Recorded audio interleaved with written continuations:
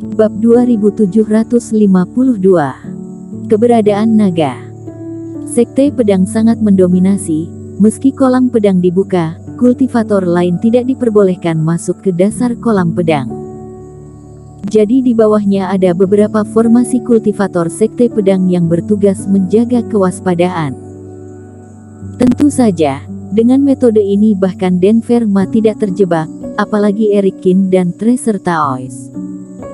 Dengan bantuan senjata ajaib, keduanya melewati ruang lingkup kultivator sekte pedang dan diam-diam memasuki ruang dasar kolam. Tekanan di sini bahkan lebih besar. Saat mendekati dasar kolam pedang, reaksi pertama Eric Kin adalah perubahan nafas paksa di sekitarnya.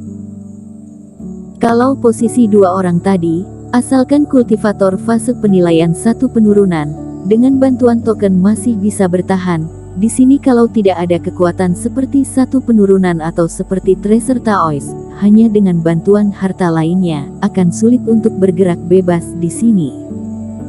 Teman seiman, aura emas di sini lebih kuat, dan aura binatang roh emas jauh lebih kuat dari yang di atas. Aku memprediksi sisa 3 jam ini, untuk kita bisa berburu 2 atau 3 binatang roh lagi. Sambil berjalan maju, kata Tracer Taois itu sambil menganalisa. Eric Kin mengangguk. Berburu binatang roh emas di sini memang lebih merepotkan dari yang di atas. Selain menggunakan permata untuk mencari dan kemudian mengukir pola dewa sendiri, selama periode tersebut, kita juga harus waspada terhadap kultivator sekte pedang lainnya, dan lebih sulit untuk menghadapi binatang roh. Namun, binatang roh emas telah menjadi lebih kuat, ada lebih banyak mutiara reiki emas yang dapat dimurnikan di dalam tubuh, dan hasil panen juga akan meningkat. Tracer Taois yang bergolak mengeluarkan permata dan mulai mencari di dasar kolam. Sementara itu, di bagian terdalam dari kolam pedang, tanahnya bergelombang, bergerigi, dan ada retakan dan lubang yang dalam. Di sini aura emasnya begitu kuat hingga kultivasi terkuat di satu penurunan, kerohanian pun hanya bisa menyebar hingga 30 meter. Tetapi pada saat ini, sepasang mata emas berkeliaran dengan waspada di celah-celah tanah. Itu adalah aura emas naga spiritual yang tidak dapat ditemukan oleh Ceromelu dan yang lainnya. Aura emas naga spiritual ini sangat besar sehingga tidak bisa menyembunyikan tubuhnya sama sekali di dalam kolam pedang, tetapi bisa menyembunyikan tubuhnya jika diciutkan di dalam tanah. Pada saat ini, ia melihat kultivator yang terbang di atas, dan matanya penuh kelicikan. Meskipun sebagai naga spiritual, itu juga merupakan aura emas yang kental, yang bukan roh spiritual, tetapi karena mengandung aura emas naga spiritual, kebijaksanaan roh naga aura emas lebih tinggi daripada binatang roh pada umumnya. Apalagi di tempat yang penuh emas seperti itu, sulit bagi kultivator untuk melihat jarak, tetapi dia dapat melihat kultivator. Naga spiritual tidak mengerti mengapa manusia-manusia ini bolak-balik mencari di kolam pedang, tetapi bisa merasakan bahwa para kultivator ini sangat memusuhi binatang roh emas, dan ada 2 di antaranya tidak mudah untuk melawannya. Naga spiritual sama sekali tidak ingin memprovokasi kultivator ini, dia hanya ingin hidup selama mungkin sebelum kolam pedang ditutup.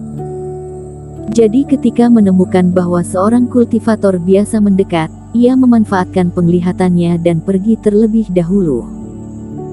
Adapun jebakan yang dipasang oleh sekte pedang, tempat di mana aura emas kaya, tentu saja naga spiritual juga menyukainya. Tetapi naga spiritual lebih pintar dari yang dibayangkan kultivator. Tidak kekurangan binatang roh emas di dasar kolam, dia akan menunggu di kejauhan untuk membiarkan binatang roh emas itu mendekat dan mencoba. Jika semuanya berjalan dengan baik dan tidak ada bahaya, dia akan bergegas lagi, menelan atau mengusir binatang roh emas ini, dan sepenuhnya menyerap energi emas tempat ini. Jika seorang kultivator biasa muncul di tengah perjalanan, naga spiritual akan mengingat tempat ini dan tidak akan pernah menginjakkan kakinya lagi di sini. Bahkan setelah jebakan sekte pedang terungkap satu demi satu, naga spiritual telah menyadari aura unik jebakan ini dan tidak akan tertipu. Menunggu kultivator di atas lewat, sang naga spiritual menggerakkan tubuhnya dengan lincah dan keluar dari celah di tanah. Dia ragu-ragu ke arah mana harus pergi, dan tiba-tiba merasa bahwa tempat yang penuh dengan aura emas muncul dari sisi kanan. Apakah aura emas kuat yang dihasilkan kali ini, jebakan atau makanan? Roh naga melihat ke arah itu, sedikit keraguan melintas di matanya. Dua binatang roh emas seharusnya ditarik oleh pola dewa dari teman seiman tersebut. Hanya ada dua. Aku tidak tahu apakah kita bisa membunuh mereka semua. Di satu sisi kekosongan, Erikin dan Tracer Taois tidak tahu tentang keberadaan naga spiritual.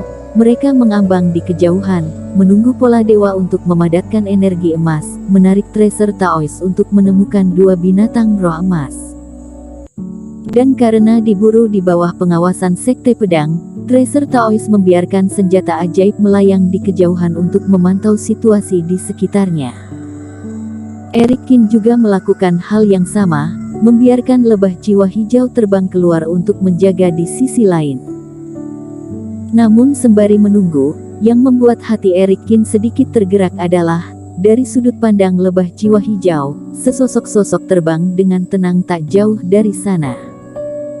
Sosok itu tidak masuk ke area di mana mereka berdua berada, tetapi dibiarkan secara paralel. Tapi orang ini, Erikin mengenalnya, dan memiliki sedikit persimpangan. Itu adalah Denverma, ketua sekte Partai Langkah Langit. Erikin menyipitkan matanya. Tak disangka, saat bertemu dengan kenalannya, pria ini juga terpeleset ke dasar kolam pedang, dan sepertinya hanya dia saja.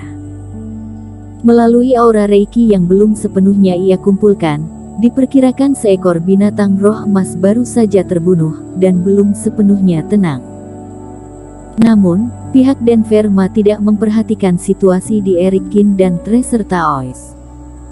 Erikin juga melirik ke arah di mana dia menghilang, dan mengabaikannya. Teman seiman, dua binatang roh emas sudah terpancing. Ketika Erikin melihat ke belakang, Tracer Taois berseru dengan penuh semangat. Dua binatang roh emas, pada pengamatan sebelumnya, tampaknya telah bertindak berdampingan, sehingga keduanya tidak dapat menarik satu saja. Sekarang melihat kedua ujungnya berdekatan, itu jelas sukses. Dua binatang roh emas ini sangat besar, tingginya lebih dari 3 kaki, dan mereka terlihat seperti kura-kura, kecuali ada tonjolan seperti paku pada kulit kura-kura, yang terlihat sangat tajam dan penampilannya juga sangat ganas. Ketika mereka tiba di lokasi pola dewa, dua binatang roh emas tidak tahu bahwa bahaya mendekat, dan mereka masih menyerap aura emas yang kaya. Serang. Tunggu sebentar. Melihat Tracer Taois bersemangat untuk mencoba dan berencana untuk bergerak, jantung Erikin tiba-tiba melonjak dan mengangkat tangannya untuk menghentikannya. Ada apa? Tracer Taois terkejut, dan menoleh dengan ragu. Ada yang salah. Erikin tidak menjawab, tetapi mengerutkan kening dan melihat kehampaan di kejauhan. Dengan kesadaran kerohanian sendiri, dia tidak dapat melihat segala sesuatu yang tersembunyi di dalam aura emas yang pekat.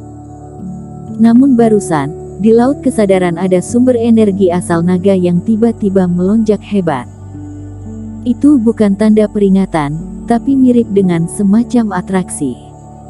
Seolah di dasar kolam pedang, ada sumber energi yang bergema yang berasal dari naga. Apakah ada hubungannya dengan naga hijau, atau ada hubungannya dengan jiwa naga? Ada apa, teman seiman, tolong jelaskan. Tracer Taois sedikit bingung, juga mengerutkan kening. Melihat wajah Erikin yang tiba-tiba menjadi serius, Tracer Taois juga menyadari bahwa sesuatu mungkin telah terjadi. Pokoknya, mari kita tunggu dan jangan main-main dengan dua binatang roh emas ini. Mata Erikin berkedip, sebenarnya dia tidak yakin apa yang terjadi, tetapi sumber energi asal naga terus berdetak, menunjukkan bahwa sesuatu yang tidak biasa memang ada di dekatnya. Oke. Tracer Taois juga mengangguk. Bersambung.